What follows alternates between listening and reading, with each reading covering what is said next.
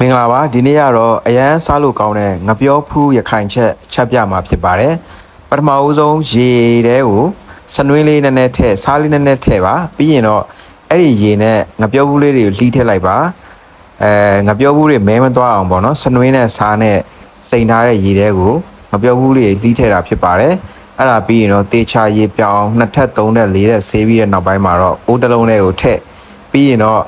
ကျတုံအဖြူအနီးမျိုးသီးလေးနှစ်ချမ်းချမ်းပြီးထည့်ပါတယ်အဲ့ဒါပြီးရင်တော့စီလေးနည်းနည်းလေးထည့်ပါတယ်ရခိုင်ငပိထည့်ပါတယ်ပြီးရင်တော့ပဇွန်ကြောက်လေးထည့်ပါတယ်အရသာမှုန့်လေးထည့်ပါတယ်စားရဲ့ကြက်သားမှုန့်ရဲ့ပေါ့နော်အဲ့ဒါပြီးရင်တော့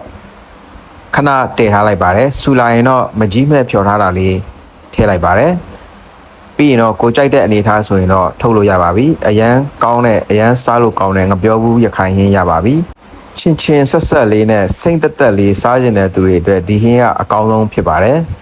စားလို့လည်းတော်တော်မိန်ပါတယ်ဗျ